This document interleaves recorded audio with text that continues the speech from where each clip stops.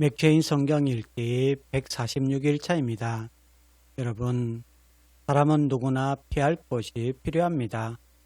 몸이 지치면 쉴 곳이 필요하고 마음이 무너지면 기댈 곳이 필요합니다. 억울할 때는 들어줄 사람이 필요하고 죄책감이 밀려올 때는 숨을 곳이 필요합니다. 그런데 정말 중요한 질문이 있습니다. 내 죄가 나를 따라올 때 나는 어디로 피하고 있습니까? 사람에게 피합니까? 변명으로 피합니까? 시간이 지나면 괜찮아질 것이라고 스스로 속입니까? 아니면 하나님의 긍휼 안으로 피합니까? 성도 여러분, 죄인은 스스로 안전할 수 없습니다. 무너진 사람은 자기 힘으로 다시 설 수 없습니다. 우리가 살 길은 하나입니다. 하나님의 긍휼 안에 거해야 삽니다. 민수기 35장은 도피성에 대해 말씀합니다. 도피성은 실수로 사람을 죽인 자가 보복자의 손에 죽지 않도록 피할 수 있는 곳이었습니다. 11절에 너희를 위하여 성읍을 도피성으로 정하여 부지 중에 살인한 자가 그리로 피하게 하라 하고 말씀합니다. 도피성은 죄를 가볍게 여기는 제도가 아닙니다. 하나님의 생명의 가치를 가볍게 보지 않습니다. 피 흘림의 문제를 그냥 덮지 않습니다. 그러나 동시에 하나님은 피할 길을 열어주셨습니다. 실수로 죄를 범한 자가 무작정 죽임당하지 않도록 긍휼의 자리를 마련해 주셨습니다. 이것이 하나님의 마음입니다. 성도 여러분, 죄인이 피해야 할 곳은 오직 하나님의 긍휼이라는 사실을 믿으시기를 바랍니다. 시편 79편은 무너진 예루살렘 가운데 드리는 기도입니다.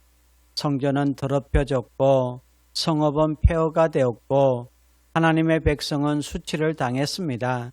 그때 시인은 하나님께 이렇게 부르짖습니다. 8절입니다. 우리 조상들의 죄악을 기억하지 마시고 주의 긍휼로 우리를 속히 영접하소서.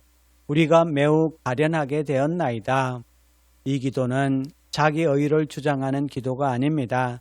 다만 주의 긍휼로 우리를 속히 영접하소서. 이것이 무너진 사람이 드릴 수 있는 가장 진실한 기도입니다. 성도 여러분, 정말 무너졌을 때 사람은 자기 의를 붙들 수 없습니다. 하나님 앞에 서면 우리가 할 수 있는 기도는 하나입니다. 주님, 나를 불쌍히 여겨 주십시오. 주님, 주의 긍휼로 나를 붙들어 주십시오. 바로 이 기도입니다. 이사야 27장은 하나님의 긍휼이 어떻게 구원으로 이어지는지를 보여줍니다. 하나님의 자기 백성을 징계하시지만 버리기 위해 징계하지 않습니다. 죄를 제거하시고 다시 열매 맺게 하시며 흩어진 백성을 다시 모으십니다. 6절에 후일에는 야곱의 뿌리가 박히며 이스라엘의 움이 돋고 꽃이 필 것이라. 그들이 그 결실로 지면을 채우리로다. 이것이 긍휼의 열매입니다. 하나님의 긍휼은 단지 괜찮다라고 말하는 위로가 아닙니다. 하나님의 긍휼은 무너진 사람을 다시 세우는 능력입니다. 황폐한 삶에 다시 열매를 맺게 하십니다. 사람은 한번 무너지면 끝이라고 말합니다. 세상은 실패한 사람을 쉽게 버립니다. 그러나 하나님은 긍휼로 자기 백성을 다시 세웁니다. 그러므로 하나님의 긍휼은 과거를 덮는 은혜만이 아니라 미래를 다시 열어주는 은혜입니다. 그리고 요한 1서 5장은 그 긍휼이 어디에서 확정되었는지를 보여줍니다. 11절에서 또 증거는 이것이니 하나님이 우리에게 영생을 주신 것과 이 생명이 그의 아들 안에 있는 그것이니라. 이렇게 말씀합니다. 하나님의 긍휼은 막연한 감정이 아닙니다. 하나님의 긍휼은 예수 그리스도 안에서 확정된 복음입니다. 하나님은 우리에게 영생을 주셨습니다. 그 생명은 우리 안에서 나온 것이 아닙니다. 이 생명은 그의 아들 안에 있습니다. 그러므로 하나님의 긍휼을 믿는다는 것은 내 가능성을 믿는 것이 아닙니다. 내가 다시 잘할 수 있다는 자신감을 붙드는 것 또한 아닙니다. 예수 그리스도 안에 있는 생명을 붙드는 것입니다. 성도 여러분, 우리는 죄를 가볍게 여겨서는 안 됩니다. 그러나 죄 때문에 절망에 머물러서도 안 됩니다. 우리는 무너질 수 있습니다.